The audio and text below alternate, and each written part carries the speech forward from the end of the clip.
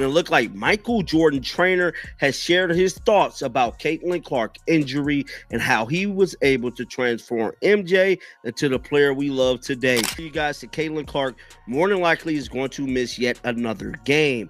Now, many people have been speculating about her going to see other doctors, claiming that, you know, the injury could be worse than what it is, but at the end of the day, it is what it is. Now, I've been a strong advocate, me and one other person, about this CaitlinClark adding this muscle to her body very quickly. What do Michael Jordan's legendary trainer, CaitlinClark's groin, and a bunch of panicked fans have in common? No, this isn't the start of a weird joke. It's real, and it's weirdly intense. When MJ's trainer starts dropping injury bombs, you listen. And now CaitlinClark fans are sweating. And now CaitlinClark fans are sweating like it's Game 7. What did he say?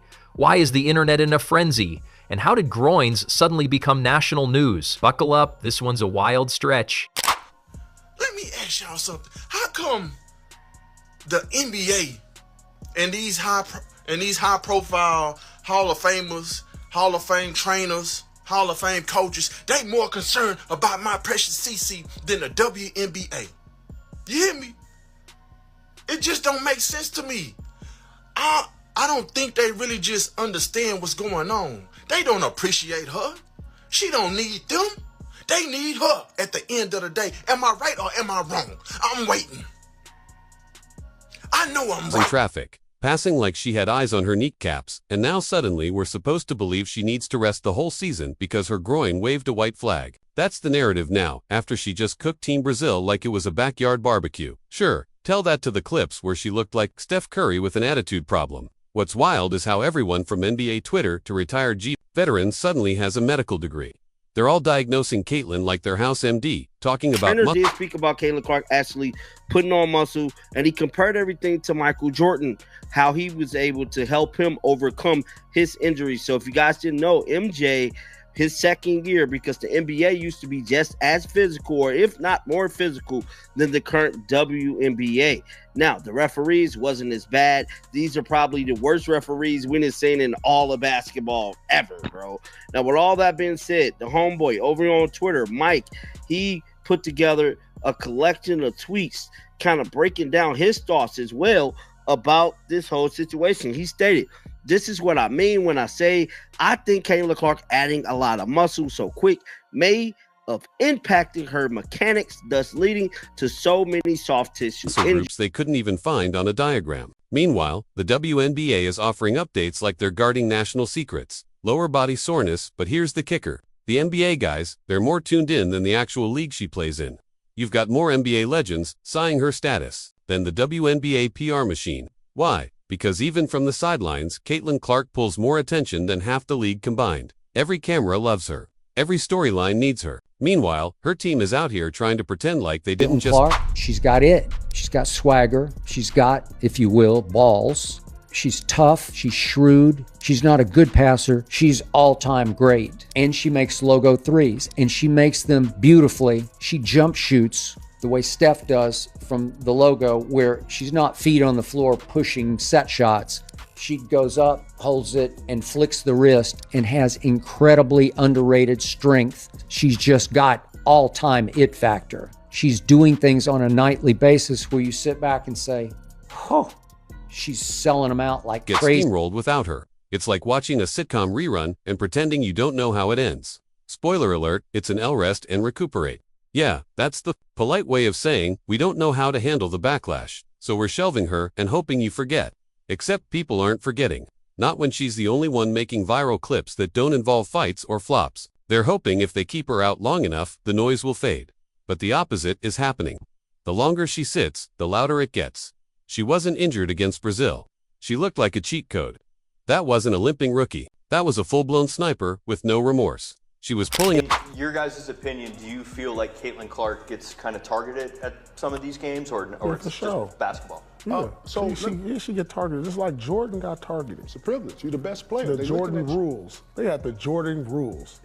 When you're so good, yeah, you're gonna get targeted. Absolutely. It just is what it is. Absolutely. Like come on, man. You gotta, like, when you at a disadvantage, like, I feel like, just like boxing or something. If you fighting against the best, You got to do something and junk it up. Up from the concession stand and making it rain. So now we're supposed to believe she woke up sore and suddenly can't go. Did she trip on the hype? Did her groin file for a transfer? Out of frustration, and don't think people haven't noticed the pattern. The moment Caitlin starts taking over games, it's like the universe collectively says, too much spotlight. Let's dim this real quick. From borderline WWE moves on the court to a rotating door of vague injury reports. It's like someone's got a bingo card and they're 2 squares away from yelling Caitlin down. Let's be honest here. If she were in the NBA, they'd be rolling her around in a cryogenic chamber just to get her ready for the next game. Custom groin, massages, a team of orthopedic wizards, and 3 private jets. But in the you get a she's out and maybe, if you're lucky, a screenshot from practice with a thumbs up emoji. It's the quiet quitting of athlete injury updates. No timeline, no breakdown, just vibes. And the vibes are suspicious. Even when she was running the floor, she was dragging that team into relevance by sheer force of will. Now without her, it's like someone unplugged the microwave Zapcorn. Meanwhile, NBA coaches are breaking down her game film. Is that an issue? I asked this question respectfully, Nafisa, because I remember in the 80s, for example, when Magic Johnson and Larry Bird took the NBA by storm and they were winning championships, competing for championships, but then this dude named Michael Jordan came along. And Michael Jordan came along and he wasn't yet winning championships, but his popularity was so astronomical that the NBA practically marketed everything they could around this guy. So to know that there's an example like that as a shining example to be followed that could benefit the league, particularly down the road, why is that an issue when we've seen that such a marketing plan has worked in the past? I don't think it's an issue. I do think Caitlin's a star. And like I said, people want to see her, and we are trying to grow the league. Like you need Sports Talk, shows that haven't mentioned women's basketball since 1997 are now running highlight reels. It's almost comedic. You'd think she switched leagues and nobody told the league. And don't even get started on how calm some folks are about this rest of the season. Talk meaning of if a no-one draft pick in the NBA even looked like they might miss time. ESPN would camp outside their house with drones and night vision goggles. Caitlin, she gets one blurry clip from practice and a statement that sounds like it was written by a malfunctioning chatbot. But sure, tell the fans she's just being cautious. Rest is important. Got to protect the investment. That's the corporate answer. What people are hearing though is we don't really know what we're doing because if she wasn't hurt a week ago and now she's resting indefinitely, something's not adding up. Either the league's being shady or the calendar skipped 2 months without warning. One with merch, fans, and dollar signs attached.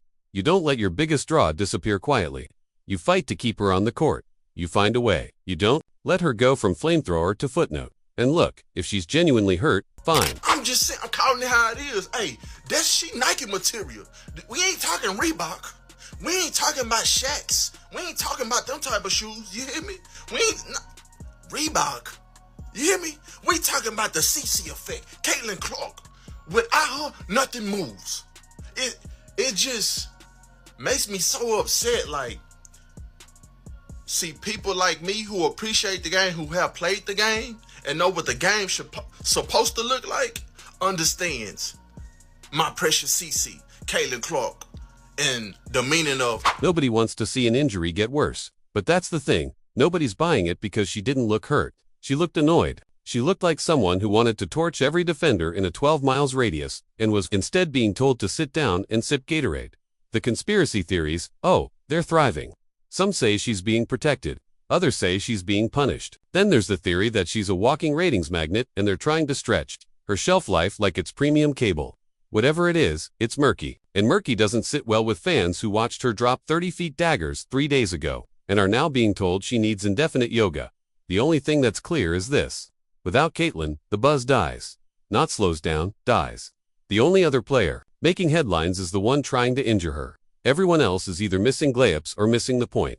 So, what are we doing here? Letting the best thing to happen to women's basketball in decades rest while we pretend the product hasn't taken a nosedive. You don't manage the load by shelving the... That's right. I totally agree with him. And I agree. This is just rookie hate. They did this to Michael Jordan. Okay? This is what they... When you are a hot shot rookie, and she hasn't totally dominated the league, obviously. She hasn't dominated at all. But she's putting up great numbers for a rookie. But Jordan came in averaging 28 points, and people were physical with him. We know he got iced out of the All-Star game and stuff like that. So this is normal. It's oddly, the WNBA looks more physical than the NBA at this point. But Matt is right in that, like, look at Aaliyah Boston. I think she should have, stepped to her, and you do protect your teammates. Only generator keeping the lights on. You manage it by surrounding her with support, medical or otherwise. You manage it by realizing you've got the LeBron of your league in rookie form and treating her like a generational asset, not a PR inconvenience. So yes, rest if she needs to. But if this is just league politics, wrapped in bubble wrap and vague statements, then good luck explaining that to the fans. Still refreshing Twitter, looking for real updates. Because one thing's clear, the groin didn't break. The system did, and now it all makes sense.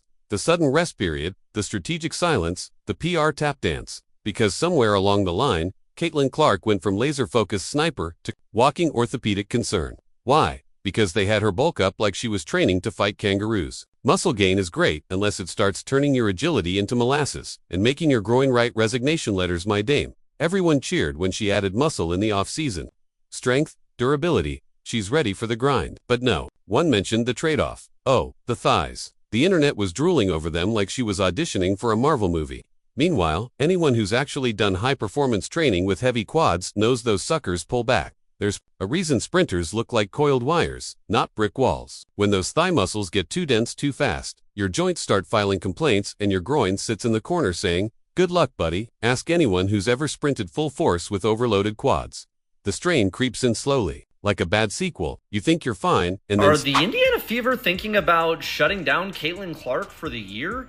This was an announcement from them earlier today. Many of you know CaitlinClark has been dealing with a groin injury this year. She picked it up in June against Seattle. She missed a bunch of games and then re-aggravated it against Connecticut just a few days before the All-Star game. She's been out since. She's missed 11 of 23 games this year. But this is the statement today from the Fever.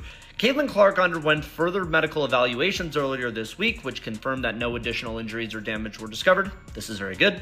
Clark will continue working with the medical team on her recovery and rehabilitation, with the priority on her long-term health and well-being. Snap, pull, twinge, suddenly, you're walking like a cowboy in a spaghetti western. And the groin, oh, the groin doesn't forget. Once you tweak it, it becomes your life coach. Every step, every pivot, every laugh too hard at a bad joke, it reminds you.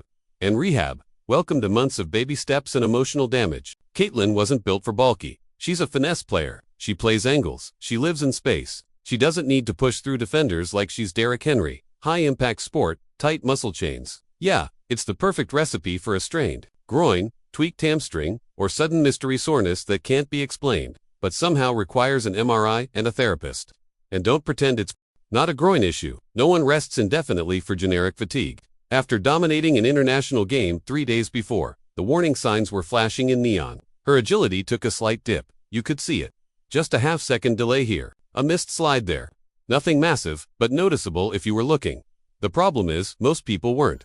The best athletes we've seen, period. Like, let's not talk about women's sports, men's sports. She is an elite athlete on her own caliber, in her own tier. I'm really excited for what it means for women's sports, because more eyeballs means these women get to have the salaries that they deserve. They have the resources that they deserve, that they have earned and worked for. We can't just have a top tier female athlete be a top tier female athlete without it coming with but and. Right. And but. There has to be some kind of polarization. There has to be some kind of controversy. The whole narrative of having to protect CaitlinClark has a lot of nuance behind it, and nobody is having those conversations. They were busy posting side-by-sides of her quad progress like it was a Marvel origin story. Meanwhile, her groin was backstage quietly, plotting its revenge. Once that thigh strain hits, the dominoes fall fast. You compensate with other muscles. The groin steps up, takes on too much, and bam. There goes your mobility. The landings looked just a hair off balance, and the cutting, it was stiff. Still, elite, still capable, but clearly riding the edge of strain. She was in that danger zone where you're too good to sit, but one wrong move away from a long-term rehab plan. And this is where it gets wild. The fans called it before the experts did. The people with no training but decades of watching athletes break down like rusty lawnmowers. They knew, they said it. She's overloading. Too much muscle. Something's going to give. And now, surprise, surprise, something gave. The groin spoke and the league went silent. So now she's resting, which is corporate code for we don't know how bad this is. But it's bad enough to keep her out of sight. And instead of coming clean, the league is dribbling out half facts like they're guarding the nuclear codes. Caitlin doesn't need secrecy. She needs best sports scientists money can buy. The top orthopedic surgeons, the best rehab team, not another vague timeline in a foam roller. This isn't the time for trial and error. This is the time to call in the Avengers of sports medicine. Fly them in. Clark, the Michael Jordan of the WNBA. On or off the court, she is changing the culture of the WNBA. A paradigm shift is upon us in the WNBA. A name, CaitlinClark, is that new paradigm. And whether she is leading while on the court or off, things are changing. As was Michael Jordan when he first came into the NBA, he ushered in a new culture. Let's just say Jordan and Clark share one simple design concept in common when it comes to playing the game of basketball: neoclassical. Jordan played the game in its traditional format, yet placed a brand that stuck. Clark has and will carry on that same Rapper and stem cell magic. Give her the Tom Brady treatment, hyperbaric chambers, cryotanks, the whole icy buffet. You don't treat your league's future like a clearance rack project. You protect the investment. You future-proof it, because if this turns chronic, it's game over. Not just for her, but for the momentum she single-handedly created. And that's why sitting out isn't just an option. It's a necessity. Not forever, but until she's 110% rebuilt. Until she can twist, turn, and pivot without that moment of hesitation that screams, "Not yet, and maybe next time." Stop trying to make every finesse player a gym rat. Let shooters shoot. Let dancers dance. CaitlinClark doesn't need to be jacked. She needs to be fluid, explosive, quick, off the mark, not way down like she's been cast. As a linebacker in disguise, let this be the wake-up call. The blueprint is not always more. Sometimes it's smarter. Let the body breathe. Let the game evolve naturally. The obsession with bulking up turned her from a graceful assassin to a ticking time bomb. Pray up, wrap her in bubble wrap if you must, but get the doctors in now. Not the second opinion, not the bargain bin recovery plan. The best. Because if she goes down long-term, it's not just a groin that's torn. It's the whole momentum of a league hanging by one strained muscle.